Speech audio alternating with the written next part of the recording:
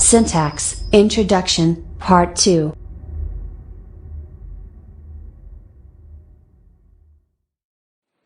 तो हम सिंटेक्स क्या है, सब्जेक्ट वर्ब एग्रीमेंट, इसका नाम क्यों पड़ा, ये भी हम देख चुके हैं पार्ट 1 में।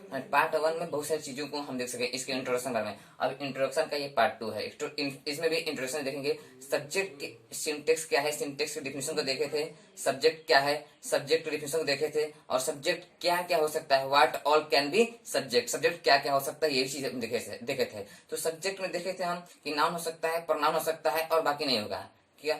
तो नाउन सब्जेक्ट हो सकता है नाउन या नाउन इक्विवेलेंट। नाउन इक्विवेलेंट में कहे थे हम कि 5 से 6 जो भी हो उस स्ट्रक्चर को हम देखेंगे। तो हम उसी आज इसको लेकर आ रहे हैं, तो देखिएगा थोड़ा ध्यान से। तो सब्जेक्ट है नाउन और नाउन इक्विवेलेंट। नाउन माने संज्ञा, नाउन माने संज्ञा। ये कहाँ से लिया गया है, तो लैटिन वर्ड नेम से लिया गया है। नाउन क्या है, लैटिन वर्ड है, और इसका इंग्लिश नेम क्या है, तो इंग्लिश नेम होता है। इंग्लिश इसका अर्थ नेम होता है और हिंदी में इसका नाम होता है, ठीक। और नाउन इक्विवेलेंट है यानी संज्ञा के समरूप, यानी नाउन के समरूप जो हो। तो नाउन इक्विवेलेंट क्या देख लेते हैं, क्या क्या हो सकता है। तो नाउन इक्विवेलेंट में पहला होगा प्रोनाउन, यानी नाउन के बदले में जो आए उसे प्रोनाउन कहते हैं, ठीक। तो नाउन इक्विवेलेंट में आया तो इसका एग्जांपल देख लेते हैं। He is a Philander. Philander का अर्थ क्या होता है, तो फिलांडर का अर्थ है व्यभिचार मतलब इसको लिख सकते हैं, इसका साइनोनिम इसका हो सकता है, अलग भी हो सकता है, ठीक। फिलांडर का अर्थ होता है व्यभिचार करना। तो ही इज ए फिलांडर। ही क्या है, प्रोनाउन है, और प्रोनाउन किस रूप में आया, सब्जेक्ट के रूप में आया। तो यहां हम देख चुके हैं कि सब्जेक्ट प्रोनाउन हो सकता है। और दूसरा आता है VING, भी वर्ब ING के साथ आए। जब वर्ब ING के साथ सब्जेक्ट के रूप में आएगा तो वह जिरंड के रूप में आता है, वह जिरंड कहलाता है, ठीक। इस चीजों को हम जिरंड में देखेंगे, लेकिन हम देखेंगे कैसे सब्जेक्ट के रूप में आएगा एग्जाम्पल के माध्यम से। स्मोकिंग कॉजेज कैंसर, यानी क्या है, धूमपान से कैंसर होता है, धूमपान से कैंसर होता है। तो स्मोकिंग क्या है, स्मोक प्लस ING, यानी क्या है, सब्जेक्ट के रूप में आया। जिससे हम देखें कि VING के सब्जेक्ट रूप में आता है। और देख लेते हैं थर्ड में 2 + V1 क्या है, बता दिए थे कि V1 के साथ जब 2 आ जाए तो वह फुल इन्फिनिटी कहलाता है, लेकिन V1 सिर्फ आए तो वह क्या कहलाता है, बेयर इन्फिनिटी कहलाता है। तो टू टीच क्या हुआ, 2 + verb to teach is my passion, यानी पढ़ाना क्या है, मेरा पैसा है। To teach is my passion, ये क्या है, सब्जेक्ट के रूप में आया। इस चीज को हम देखें। अब देखते हैं द प्लस एडजेक्टिव क्या करता है, पूरे समुदाय का बोध करता है। जैसे द पुअर का मतलब गरीब, पुअर माने गरीब, द पुअर का अर्थ है गरीब लोग, यानी पूरा समुदाय का बोध करा दिया। द प्लस एडजेक्टिव, इस चीज को हम एडजेक्टिव में पूरी तरह से देखेंगे। लेकिन यहाँ पे हम सीख रहे हैं कि सब्जेक्ट क्या है, सब्जेक्ट क्या क्या हो सकता है। तो द बैड यानी बुरे लोग, आर बेटर देन गुड, ठीक। यह क्या है, सब्जेक्ट के रूप में आया the bad, the plus adjective का अर्थ हम बता चुके हैं कि एडजेक्ट माने चुगली करना, एडजेक्टिव माने वाला, एडजेक्टिव चुगली करने वाला। ये चीज बैड यानी बुरा है, उसकी क्या कर रहा है, चुगली कर रहा है, यानी उसकी क्या कर रहा है, निंदा कर रहा है कि वह खराब है। Question word plus subject plus verb plus dot. इसका देख लेते हैं क्वेश्चन वर्ड क्या क्या होता है, देख लेते हैं। Who, whom, who, whom, what, which, whose, where, why, when, how. इस तरह क्या हुए, ये क्वेश्चन वर्ड के रूप में आते हैं। ये क्या है, प्रश्नवाचक वाक्य है। तो ठीक, तो what she does is none of my passion. What she does का कर, जो कुछ वह करती है। व्हाट शी डज क्या है, ये पूरा क्या है, एक फ्रेज के रूप में आया। व्हाट शी डज, जो कुछ वह करती है, वह मेरा पैशन, वह मेरा बिजनेस नहीं है, ठीक। All that subject plus verb, यानी क्या है, इसके साथ भी जब ऑल आए सेंटेंस में, दैट आए और ऑल दैट आए सब्जेक्ट प्लस वर्ब, तो उसमें भी क्या सब्जेक्ट रूप में आता है, और सब्जेक्ट के साथ आता है। तो all I have is yours, ये क्या ऑल आया, ये क्या सब्जेक्ट आ गया, या क्वेश्चन वर्ड था और सब्जेक्ट के रूप में हमारा ये था, पूरा फ्रेज था ये। व्हाट शी डज, वह जो कुछ वह करती है, लेकिन क्या है क्वेश्चन वर्ड हुआ, ये हमारा सी क्या सब्जेक्ट आ गया, ठीक।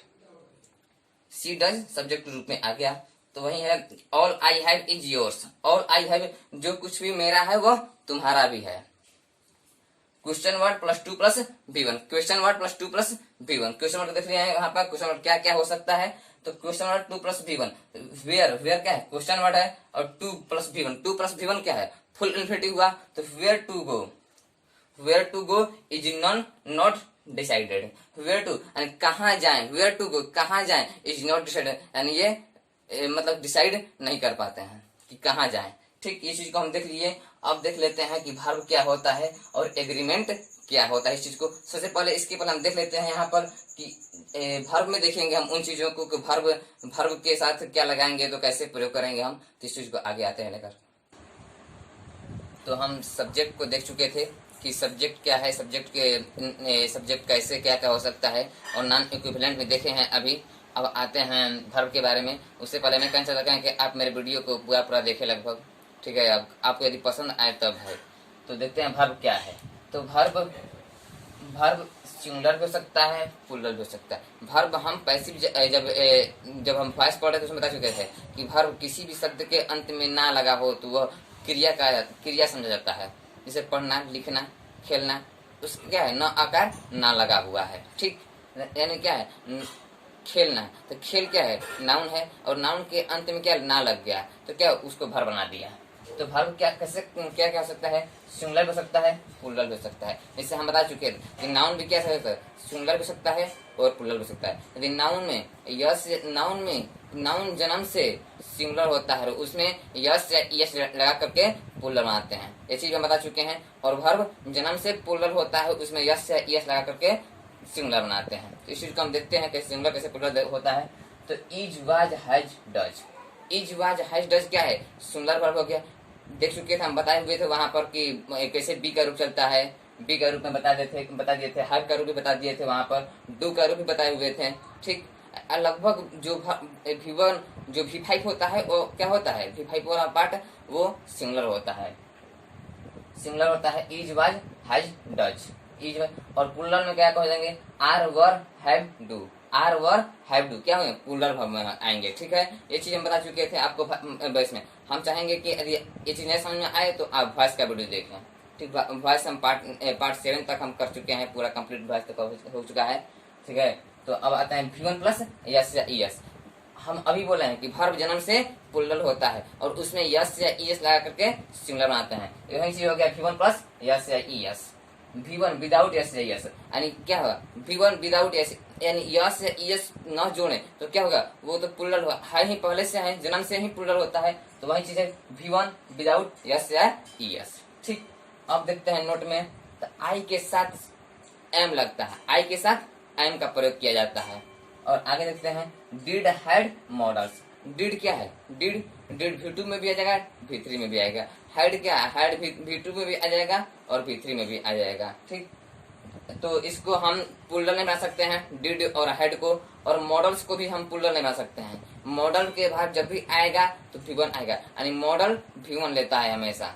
ठीक, तो they can not be made singular और प्लूरल, यानी इसको प्लूरल नहीं बना सकते हैं, सिंगुलर और प्लूरल नहीं बना सकते, ये जन्म से जो है वो पड़े रहेंगे। ठीक, एग्रीमेंट। अब देख लिए सब्जेक्ट क्या है, सब्जेक्ट के बारे में हम पूरे जान चुके हैं। सब्जेक्ट क्या है, सब्जेक्ट का अर्थ क्या होता है, उद्देश्य होता है, और उद्देश्य के पार्ट देखे हैं, डूअर और ऑब्जेक्ट, और ऐसी चीजों को हम देख चुके हैं बढ़िया अच्छे तरीके से। ठीक, और वर्ब को भी हम देख लिए यहाँ, मतलब बनाने के सब्जेक्ट एग्रीमेंट बना सके हम।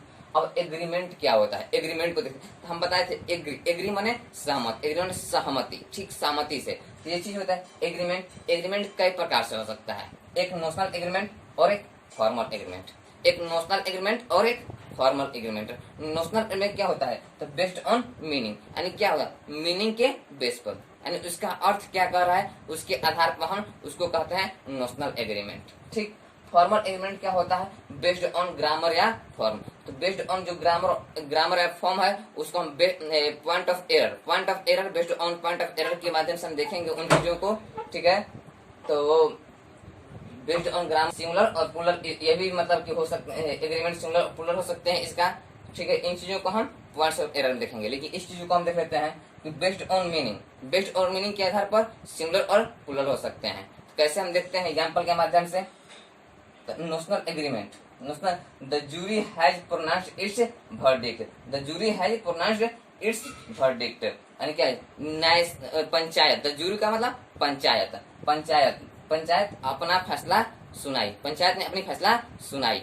ठीक, तो पूरी पंचायत क्या हो, एक चीज का बोध हो रहा है, पंचायत एक समूह का बोध हो रहा है, तो उसमें क्या लगेगा, सिंगुलर हो गया, सिंगुलर प्रोनाउन का बोध, सिंगुलर वर्ब आया। ठीक, the jury have divided its issue, issue का अर्थ कहें तो मुद्दा, यानी अपने अपने लोगों का अलग अलग मुद्दा होगा, यानी मुद्दों को क्या कहते हैं, डिवाइड कर दिया, तो वो अधिक अधिक लोगों में बढ़ गया, एक एक लोगों का अलग अलग मुद्दा हो गया, तो क्या होगा, वो सिंगुलर नाउन लेकर के प्लूरल आएगा। ये किससे समझ में आ रहा है, फॉर्म के आधार पर और ग्रामर के आधार पर नहीं, बल्कि क्या मीनिंग के आधार पर ये चीजों को हम समझ रहे हैं। तो एस एस बटा में पीपी, यानी सिंगुलर के साथ सिंगुलर वर्ब, सिंगुलर सब्जेक्ट के साथ सिंगुलर वर्ब और प्लूरल सब्जेक्ट के साथ प्लूरल वर्ब। एस एस बटा में पीपी, हम सब्जेक्ट के इंट्रोडक्शन को समाप्त कर चुके हैं। अब आएंगे पॉइंट्स ऑफ एरर पर। यदि वीडियो समझ में आया होगा तो लाइक शेयर और कमेंट और सब्सक्राइब जरूर करिएगा मेरे दोस्त। धन्यवाद।